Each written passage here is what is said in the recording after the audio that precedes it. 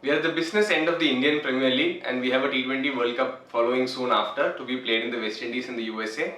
The BCCI announced a 15-member squad last week with a couple of talking points, a couple of surprise inclusions. The team from 2020-2021, many players have made it to the current squad as well. We have 4 travelling reserves as well. So based on all the talking points from that 15-man group, one major aspect that needs discussion is who will accompany Rohit Sharma when India walks out to bat for the first time in the World Cup. There are 2 main contenders and we are here to talk about it. I am Anish and I have with me Ayan and we are here to discuss between Jaiswal and Virat Kohli who deserves to open for India in the World Cup. Ayan, your first impression on who should open? Yeah, thank you, Anish. So, I think, Virat and Jaiswal are 2 obvious choices. There could be a couple of left field choices which we would just briefly touch upon towards the latter end of the video. But let's talk about Virat here because Virat has been opening in the IPL for the longest time. That's where he's comfortable batting for RCB. That's where RCB feel he's at his best. The numbers sort of attest to that as well. However, he does play a different role for India in the T20 format. He bats at 3. If Virat does end up opening in the World Cup, that actually gives India a chance to then include Sanju Samson in the team. He can then bat in the top 4, which is where he is used to batting for Rajasthan Royals and has been in terrific form. The issue with Virat, of course, and this is something that we've been talking about of late, is the way he goes about his game post that power play. Now this year in the IPL he's been striking at over 140, which is his highest strike rate since 2016 when he had that mammoth season scoring 973. There's been a conscious call, of course, from his side to be more aggressive in the first 6 overs, looking to score more boundaries, going at close to 200 even. But once those 6 overs end and the field spreads, he tends to slow down. There could be, I mean, this is not really a criticism. There could be many reasons for it. Of course, the field spread being one of them. Teams have by now figured out that he doesn't like when pace is taken off the ball. He's extremely good against paces. One more reason why he's so good in the top 6. And given the fact that India are likely to, I'm saying are likely because you can't rule out surprises in the World Cup, are likely to cruise into the Super 8 stage. In West Indies, the wickets could be slightly on the slower side, which is also one of the reasons why India is carrying 3 to 4 spinners. And that could be a problem for Virat. And we have seen that during this ongoing IPL as well. He's looked to attack spinners, but not always has it come through. And when you have options for that, I'm sure India will, consider keeping Virat at 3. But yes, as you correctly pointed out, he's one of the 2 obvious options. Yeah, and like you touched upon playing Samson. Yeah. So if you open with Virat, that gives him an option to play Samson at 3 ahead of Surya.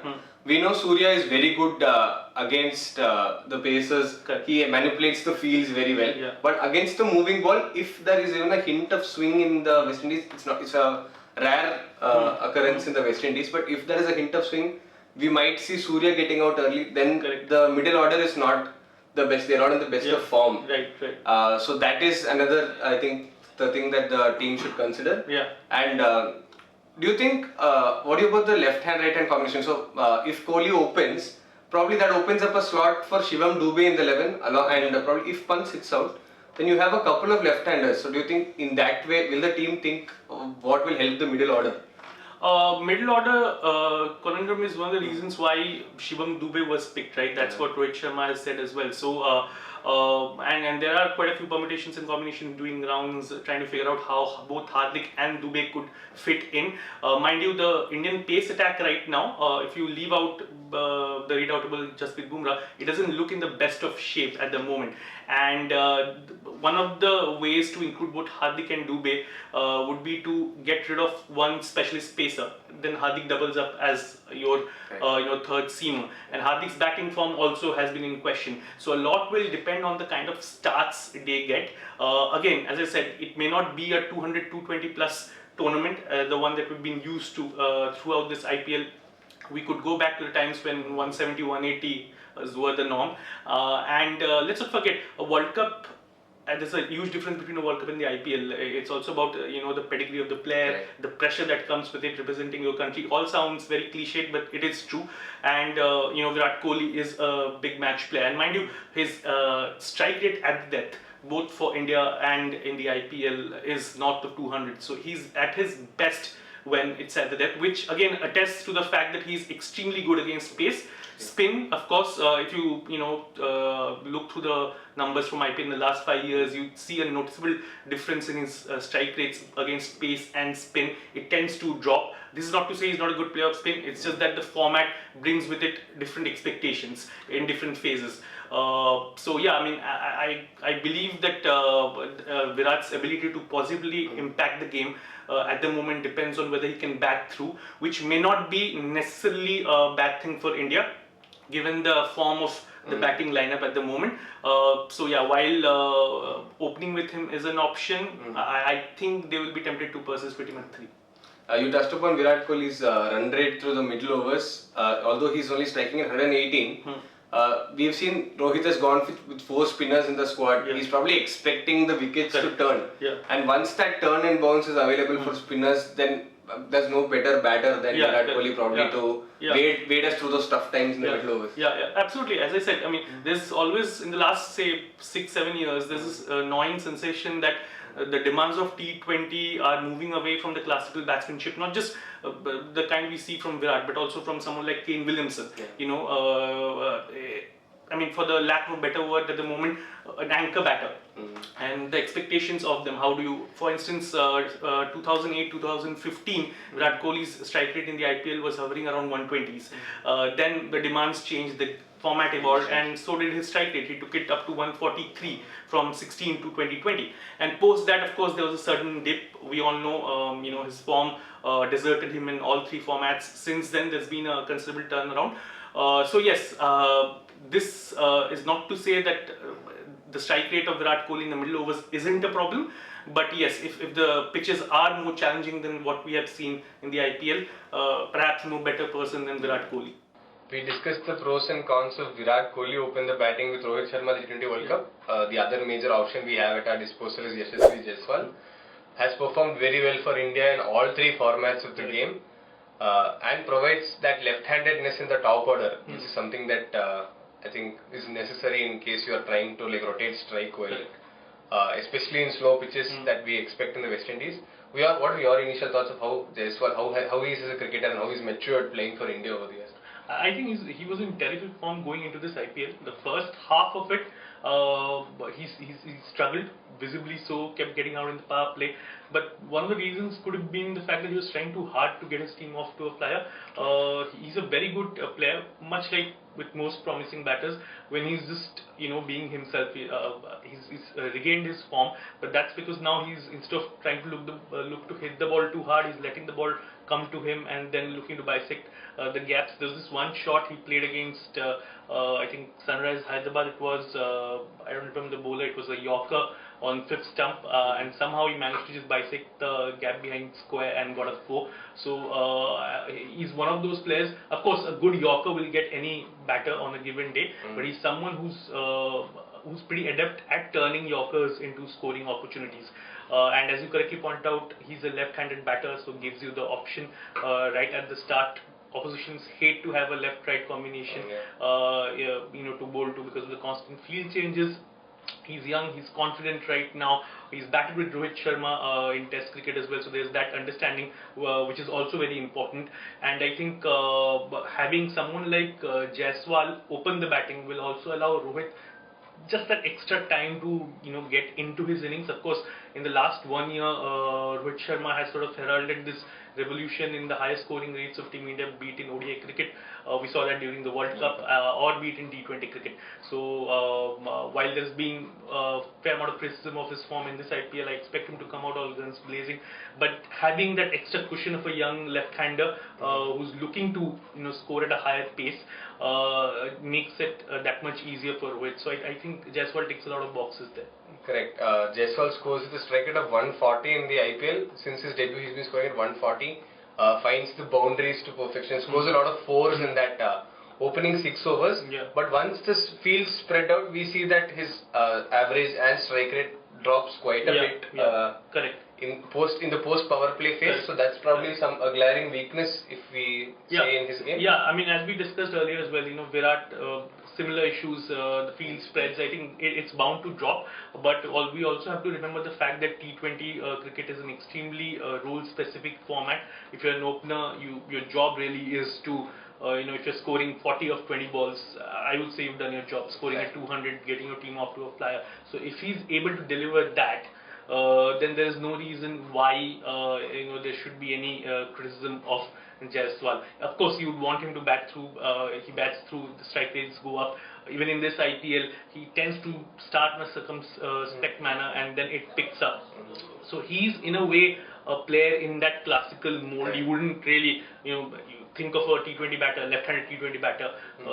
Anyone in this generation who's followed the game would probably think of Chris Gayle first, but he is not a player in that mode. He's not going to muscle every ball out of the park. He's going to play those flourishing cover drives as well. Such a beautiful player to watch in general. I honestly think given what we have discussed thus far, the pros and cons of both players, it is highly likely that the top three of India will be Jaiswal, Rohit and Virat. There's another thing that playing Jaiswal at the top, the ramifications of that in the middle order, which means there's no guaranteed spot for Shivam Dube. Correct. So it's either two of Samson, Pant and Shivam gets a spot in the 11. So probably Shivam, considering that Rohit has spoken about wanting to attack spin in the middle overs, Shivam Shivam has a sure shot position in the 11. Then it becomes a direct competition between Pant and Samson. And correct. Do you think that is fair enough? Well, I'm just glad I don't have to decide the playing 11. So it's, I mean, no matter what we discuss here, the ultimate headache lies with Rohit Sharma and the selectors. One more point that I'd just like to add here is the fact that Jaiswal is a very good sweeper of the ball, and against spin, that's a very good option. If the ball does turn, if the tweakers do get help there, just the array of shots that he has, especially the kind of sweeps that he plays, will come in handy. We have seen Virat Kohli also adopt that approach of late. He's not historically a very good sweeper. He doesn't prefer playing that shot, but we've seen him play it a few times already in this IPL. So just given the fact that he has that option up his sleeve, also gives him the opportunity to open up against spin bowlers who have, as you just correctly pointed out, sort of challenged him in this IPL. Apart from Jaiswal and Kohli, the only other person who has opened for India in limited over T20 cricket is Rishabh Pant. Although that was for a very limited time, we don't really see Pant playing that role anymore. That was when we did not have this. Before, it was the pre-Jaiswal era, we did not have a left-hander opening, so very unlikely that Pant will open. Absolutely that. And also, since the last T20 World Cup, Jaiswal has played the most number of T20s for India as well, around 17 games, if I'm not wrong. So, let's not forget that unlike England, Australia, India, no matter how much they experiment, they historically, culturally, they like a certain stability in the way they make their team. So I honestly don't see them taking Rishabh Pant, who would quite literally be a left field choice to open the batting. It does look like, unless of course Dube is a big question mark here, because you would want him to play. Of course, he's not scoring runs, has got out for a couple of ducks, but I mean, you can't really read too much into it. But if they are to sort of tweak around the top three to somehow include him, it'd be interesting to see how they go about it. It could be possible that Dube also gets some match-specific roles. Maybe he doesn't play all matches, probably against certain oppositions, depending on matchups he's brought in. As far as I think India is concerned, just my final thoughts would be, it's going to be Rohit, Jaiswal and Virat. Just in case of any injury, touch wood doesn't happen, but in that case they have taken Shubman Gill as a reserve. He has also played T20 cricket internationally for India quite a lot in the last one and a half years. He's done decently. Again, he's more of that classical mold of batter, not the one that attacks in the power play. And I think India have a good enough backup. So opening, it's more a question of what India choose. It's not which is better. Because they are in both the options are the correct options. And given the 15 that they have picked, among those 15, the options that they have are the right options. So it's about whether they choose to have a stable 3 or a 3 based on their opposition. We're going to find out soon enough. And if there are any surprises, and we'll have to wait till the first game against Ireland. Yeah. And mind you, they can still keep adding, add, subtract players till 25th May. So you never know if someone in that opening position ends up, doing too well to be included. Then it's. But yeah, that's really a bit. We're going a bit off topic here, but it does look like the top 3 are going to be what we just discussed. So Jaiswal, Rohit, Kohli. Right. So that's the top 3 that we're looking at. Hopefully they can give India the blistering starts we need. Hopefully we see that aggressive mold of cricket from India in comparison to the 21 and 22 World Cup. And hopefully that takes us deep into the tournament when the big teams come in. Right. And we face the semi-finals and finals. That's where we have stumbled in the last few ICC tournaments. Hopefully that can get across the line.